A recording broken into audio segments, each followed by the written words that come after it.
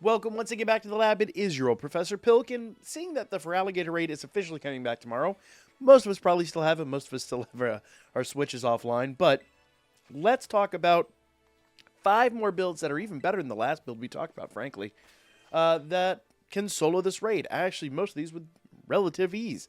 So, first one I'm going to do today is Hariyama. Now, you can do Hariyama, you can do Iron Hands. Really, the build is exactly the same between the two of them. It doesn't matter.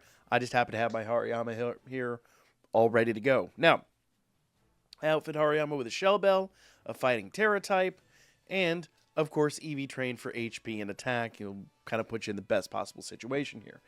Moveset-wise, we got Drain Punch as our main DPS. Belly Drum, of course, basically as a... essentially as a method to just buff ourselves to the moon. Close Combat is like a last-minute finisher if you need it, but Low Sweep is essentially to slow down our opponents. So let's go ahead and jump into the actual battle here and talk about how all that works. Alright, so as we happen here, my first warning, my only warning to you in this one is you really need to run this with someone that's got Intimidate. He's going to open up with the Swords Dancer. Is not a lot you can do about that early on.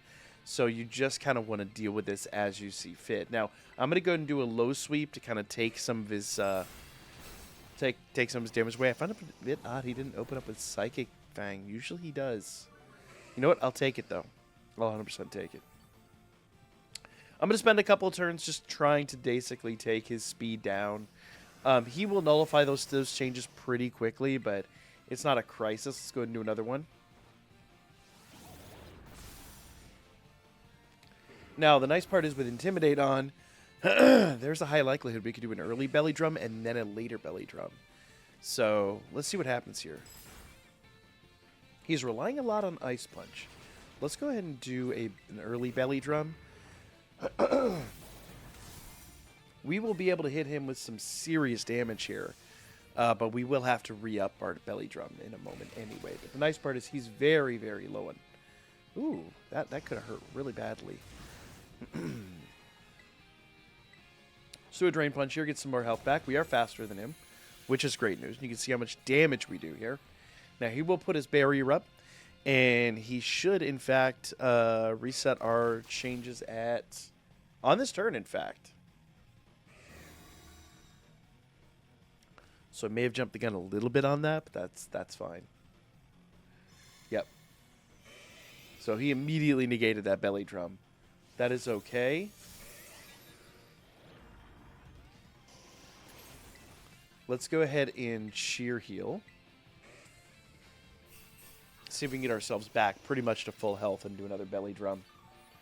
We kind of need it, but we also need to Tera pretty fast, so... but we won't be able to get any health back until we Tera. I probably honestly shouldn't have Belly Drummed so early. But that is what it is. As you can see there, we won't need a huge number of Drain Punches. But I do need to get a Belly Drum off. So I might have jumped the gun a bit with the Belly Drum there. That is what it is. Probably should have waited until I was ready to Terastallize with that, but that is fine. It shows you the amount of damage that this move is going to do once we get up there. Also, I'm a little worried that he's using Ice Fang so much. It's not uncommon for him to use Psychic Fangs later on. So do be a bit concerned about that. You know, you want to play this safe. Let's go do one more Drain Punch, and then we'll do our Belly Drum. I just want to put myself in a safe place in case he decides to do Psychic Fangs. Because Psychic Fangs is the one move that really hurts the most here. So yeah, downside is I probably did jump the gun on that Belly Drum. I probably should have waited. I knew it was going to hit him hard, and then it was going to force his hand. I just didn't anticipate it being this difficult on me. But let's go and Belly Drum.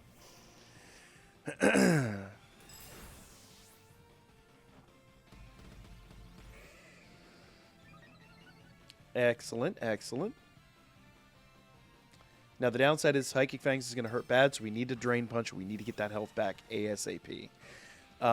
Resist the urge here to use Close Combat.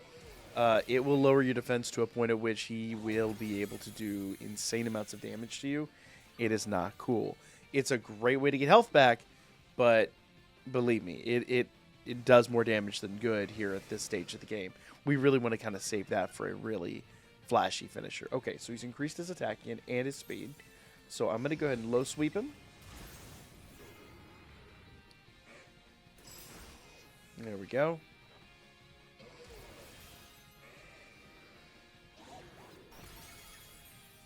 Man, Low Sweep did a lot more damage than I thought it was going to. That's okay. That's going to take his speed down, so he's just going to stay behind us a bit. There's that Psychic Fangs, but it doesn't seem like it hurts as bad as I expected it to. Believe me, though, without Intimidate, Psychic Fangs is a one-hit.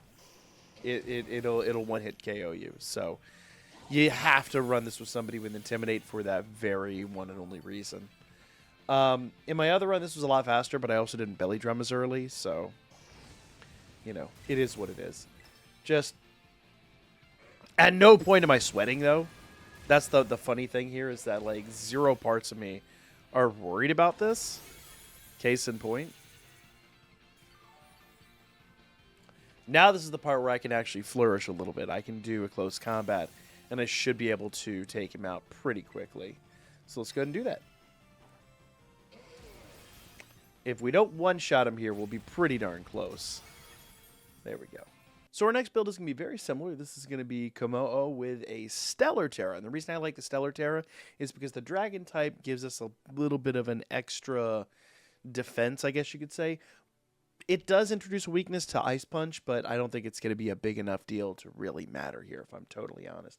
Actually, come to think about it, I think the fighting actually might prevent it, but we'll see what happens once we get in there. So, EV-wise, there's attack EVs and defense EVs in this particular situation. Defense is high enough, I kind of favored that over HP, and I think we'll be fine. Once again, moveset-wise, we're doing Drain Punch. We're doing Screech to kind of lower that defense stat. Belly Drum once again, then Iron Defense to kind of increase the amount of, or decrease the amount of damage that we are intaking. So, let's go ahead and jump in on this one. So as we happen to battle here, it's not mandatory that you run this with somebody with Intimidate. It would help, but essentially the tactic is if you don't have Intimidate, open up with 2 Screeches, and then, you know, let him knock you out, and then come back in. Since we don't necessarily need to worry about that, I'm going to go ahead and Screech him right here at the very beginning. As I predicted, Ice Punch hurts. Ooh! The Dunsparce got that paralysis off. That's going to help out big time, because that's going to change the speed at which we attack. So let's go ahead and do a Drain Punch to kind of build back up our defenses.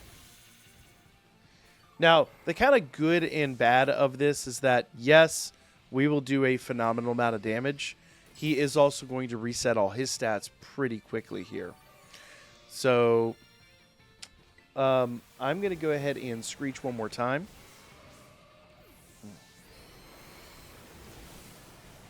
And that's going to let everybody else kind of do all the damage in the world. Now, like I said, he is going to reset these pretty fast, but we will basically be able to stay at full health, more or less, throughout the course of this. Now, normally after I Screech twice and I come back in, I'd want to set up my Iron Defense. He's going to reset my stats here in probably right now. And so I want to kind of Iron Defense after that. There we go. Stat reset. His paralysis will be gone, so that's the bad news. He is going to be faster than this again. Okay. So let's go ahead and Iron Defense. I'll do all 3 Iron Defenses, I think. That'll just help me out personally. Just gonna Iron Defense here. There we go. Nice part is I do have Gardevoir that I can rely on for a little bit of healing, so that's going to help out big time. If I didn't, I can Iron Defense, Drain Punch, Iron Defense, Drain Punch, and kind of go back and forth on that. But basically, this will build up my barrier. So as I said, you don't have to run this with someone with Intimidate. It just makes it 1,000 times easier. So now my defense will be at max, and there's basically nothing you can do at this point to hurt me. Now he's going to reset his stat changes. I cannot hit him with another Screech, so I want to get Terastallized and hit him with a Drain Punch while he's Terastallized as quick as humanly possible. A fully belly drummed Drain Punch. So we need to get north of half health here. It's not a bad place to be right there. And Gardevoir is going to give us a little extra. Let's do Let's terrestrialize. Let's do one more Drain Punch. He's going to reset his own stats here in a second, but I do want to hit him with the Drain Punch while he is Screeched, so hopefully this isn't world-ending. This might cause him to reset his own stats, but I do want to get a Belly Drum off, so I'm going to risk it. It's probably not the wisest maneuver, but I probably should have Belly Drummed here. It's okay. I'm playing it a little safe. Okay, that didn't do insane damage. Downside is I probably will not be able to get... Yeah, here we go. So as I predicted, he's resetting his stats. So now we have to Belly Drum. We won't get any damage off until we Belly Drum. By and by, I didn't mention it during the build section, guys, but if you do not have max PP in your Drain Punch, you're not going to be able to make it through this. There is an argument for maybe replacing Screech with another attacking move. That is also a fair tactic.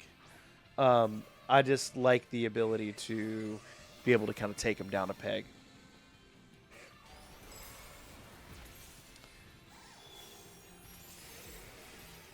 Okay, go. The downside is he does not do nearly as much damage as Iron Hands does. Not by a margin. But the good news is the sooner we get his barrier down, the sooner we get Screech up again. So rather than using Close Combat as our finishing move, we can literally use Drain Punch as our finishing move. We just got to wear him down a bit. But not a big deal. Our Iron Defense has our defense all the way up. Our Belly Drum has our attack all the way up. So we're just moving along here. So we break his barrier. Now I'm going to hit him with a Screech, probably 2, and then just make sure that he is done. Not as fast to run, admittedly. But again, I'd like to have a build that doesn't rely on Intimidate, though, you know, at some point that is a tactic. There we go.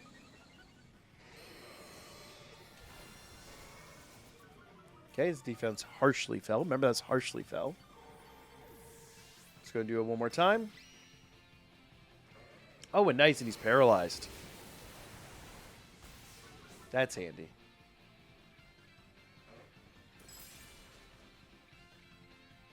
Yeah, why not? Why not one more time, just for good measure, right? Now we'll one-shot him. In fact, we probably would have with 2, but that's okay. Here we go. Heck, at this point, if you're out of PP, you can literally just let your partners finish it with how low his defense is at this point. But that's not how I play the game.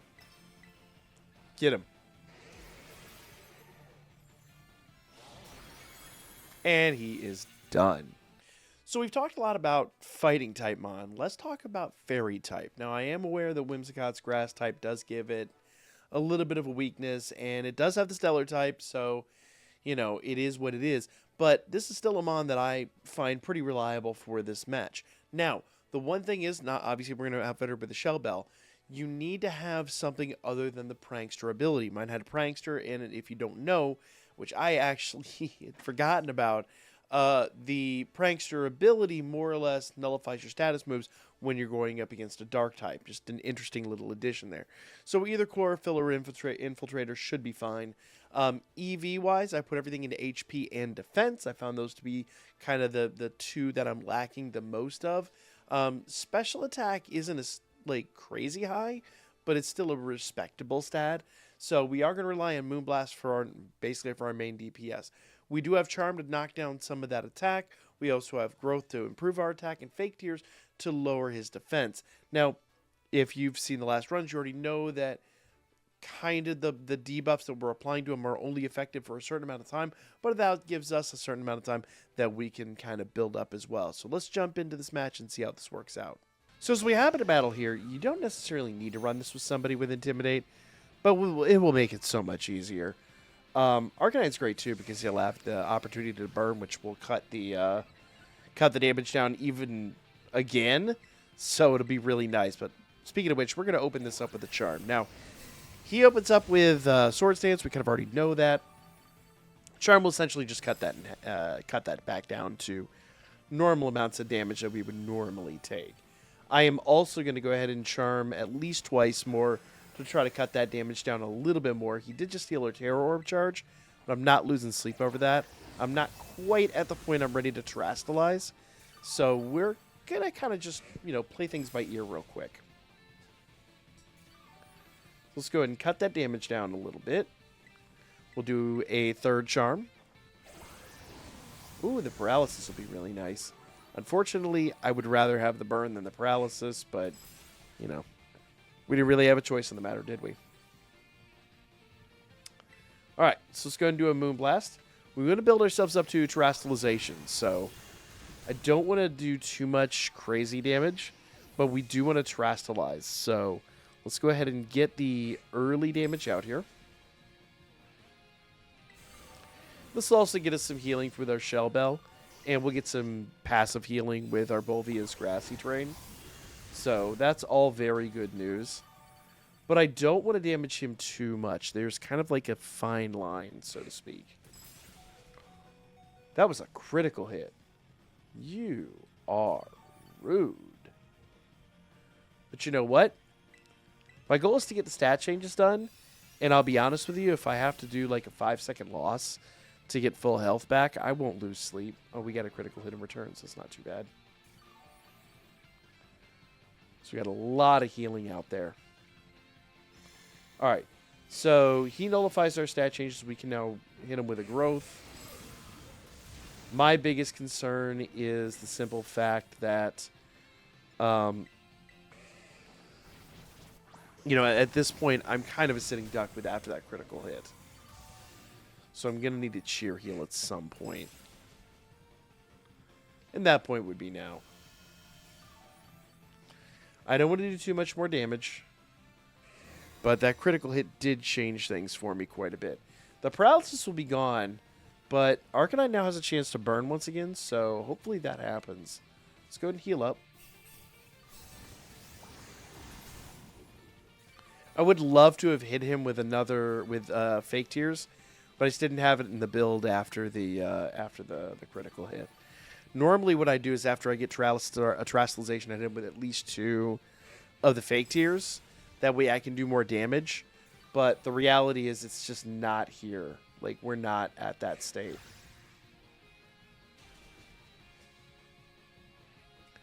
Now, what I do need to do is I need to go on my growths out before he nullifies the stat changes. So we're going to be frantically doing growth and then cheer healing between those growths. It's really important. The downside to this tactic is that I really do need those Fake Tears in order to get that major healing out after I'm done with my growth. But, we're going to play it by ear here. We're not every run is going to be a perfect run, so we're just going to kind of have to make this work. We're back in the yellow, so I can do one more growth. This will be growth number 4, so we're 4 out of 6. That's great, but we do need to get all 6 in. Nice part is that passive healing is going to help us out with that. Let's go ahead and do another cheer heal.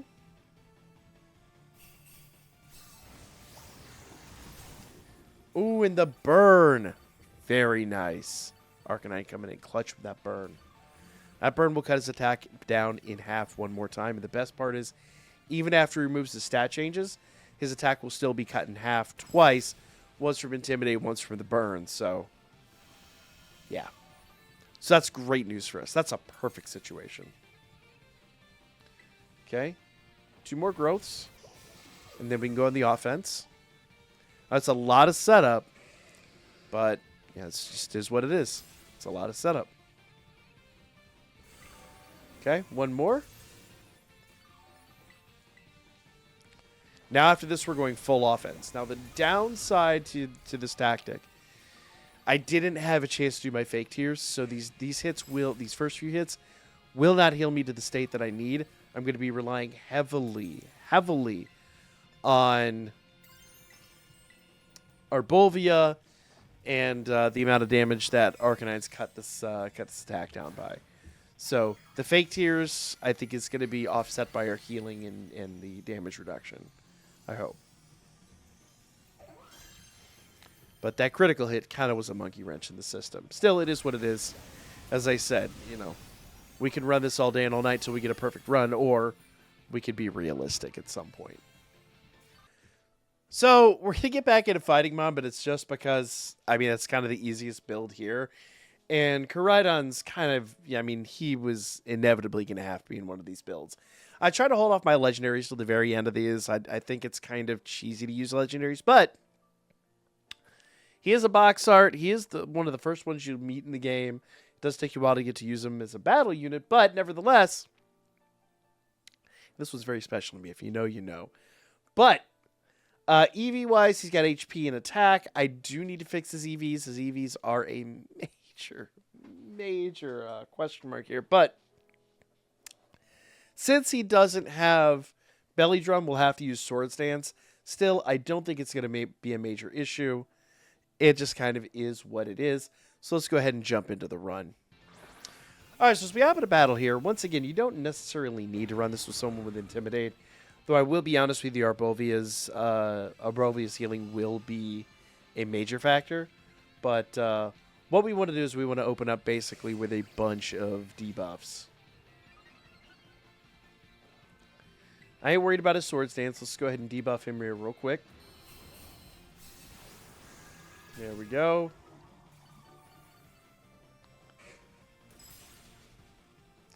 Ice Punch hurts, but let's go ahead and hit him with another Screech. We'll take the 5-second L and then kind of come back in here with a Fury. That essentially means that when we drop back in, all of our Drain Punches will just do that much more damage. Plus, Haxorus should be able to burn at some point. That might cut his attack in half. Arbovia is going to heal. Corviknight, he's not really going to affect us too much. Well, let's see what happens here. So he's not nullified stat changes yet. So let's go ahead and do a Sword Stance.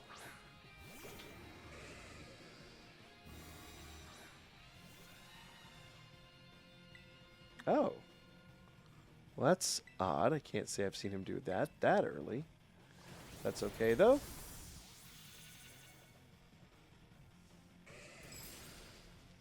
Here comes that Ice Punch. Get a little bit of healing here. We'll do another Drain Punch. There we go. It's kind of going in a weird fashion. I kind of expected him to do something a little different, but that's okay. We'll work our way through this. Now, essentially, because of the way we've set this up, we're just going shot for shot with him. We're basically trading blows. Earthquake changed things a little bit, but not enough to really matter. And that Sword Stance is essentially going to make sure that we just do kind of go blow to blow with him. Let's go and Terastallize and do a Drain Punch.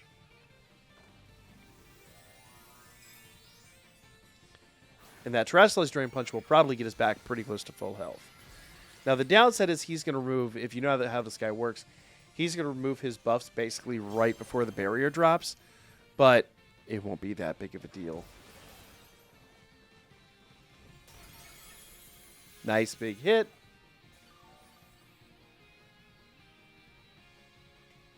You know, 0 parts to be mad about that. Problem is now my Sword Stance has kind of been nullified. But he did very little damage there. So let's go ahead and do a Sword Stance real fast. Kind of re-up that. And since we have the Fighting Tera versus the Stellar Tera, his Ice Punch won't be able to do nearly as much damage. So, we'll do another Drain Punch.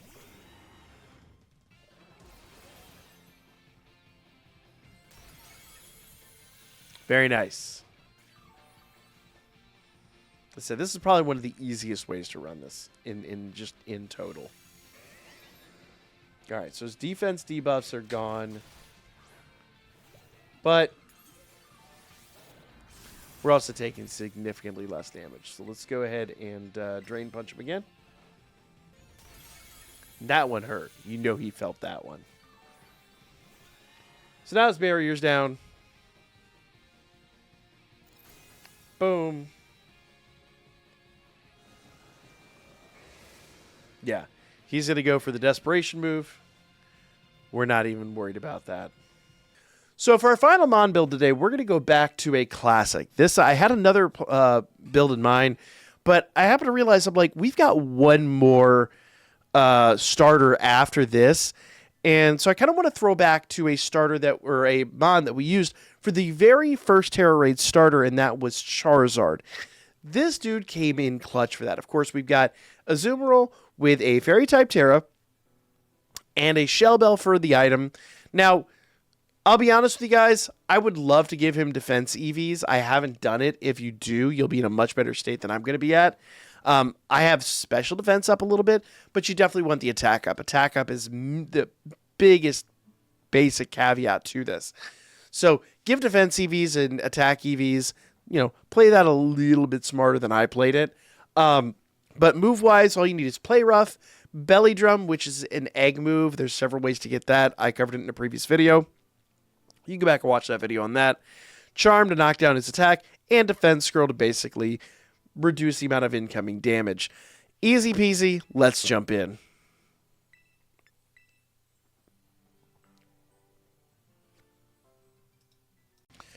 Alright, so as we hop into battle here, actually we have Arcanine. That's going to be handy. I would honestly prefer to have him on with Intimidate, but you know what? Arcanine's going to be a bit of a help here. Healing for this particular situation would be better than knocking down his attack, but it does kind of alleviate a little bit of my problem here in that I do need to cut down some of his attacks. I'm a little low on defense, so, that actually is a bit of a help. Okay. We'll knock down his attack. Essentially, everything he's going to do from this point on is going to kind of be on par with what he's going to do after his stat changes. So we can kind of work our way up to Terastallization now. We'll do a little bit of damage here in the early part. It's not world-ending damage, I'll be honest with you, but it is what it is. Let's go ahead and do one more Charm just to be on the safe side. Every ounce of healing, every ounce of damage we can prevent incoming would be really nice. So his attack is down. Let's go ahead and do another Play Rough. Now he's doing basically single-digit damage, which is really nice. Downside is I am not going to be able to Charm after he does the stat changes, but we do have defense scroll for that purpose. Let's do one more Play Rough.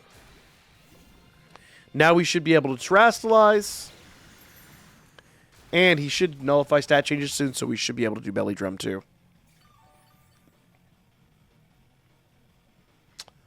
He's not quite there yet, is he? Let's go ahead and do another Play Rough. This time with Terastallization. And I might have to work a Cheer Heal in here just to get the little bit of extra healing out. It's okay. It's not a big deal.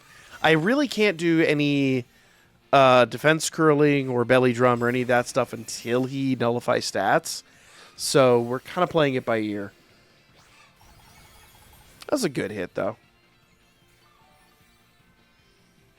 We got some good healing out of that, actually. I'm pretty happy with that. I'm going to go ahead and do a Cheer Heal. Oh, nope. Alright, so he put up his barrier, but he has not nullified stat changes yet, which to me is a bit problematic. So let's do a quick Cheer Heal so that when I can do my... Oh, we got the burn. Oh, it's going to knock his attack down a little bit more, too. Okay. Okay. Zero parts of me are mad about that. Is he burned or is he not burned? He is burned. Okay. Yeah, Earthquake did single-digit damage again. All right, let's do a Play Rough. We're a little behind the timer, but that is okay.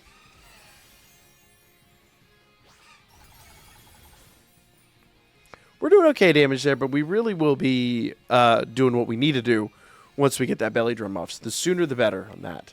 Let's do another play rough.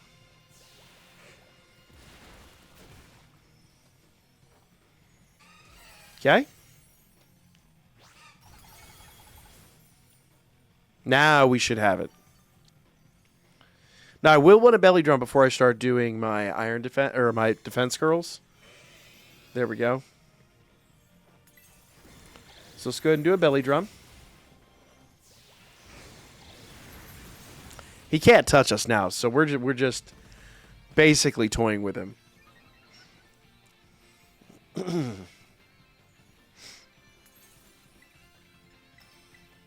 Okay, we'll do another play rough, and that should give us a good amount of healing.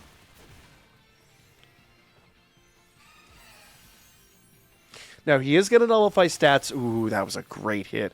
He is going to nullify stats soon, so we do need to be mindful of that, and we do need to defense curl a bit.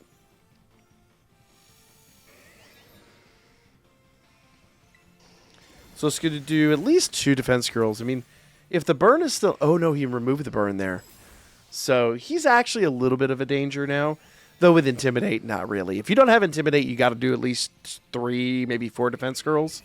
But I think 2 will be more than enough to keep us pretty safe here.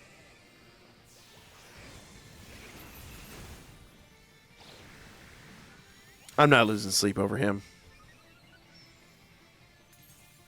Okay, now we can just kind of hit him where it counts now. There's very little he can do to harm us at this point.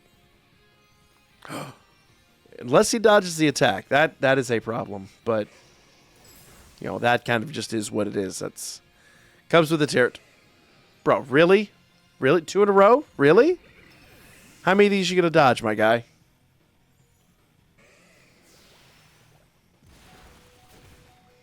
Liquidation is problematic, but...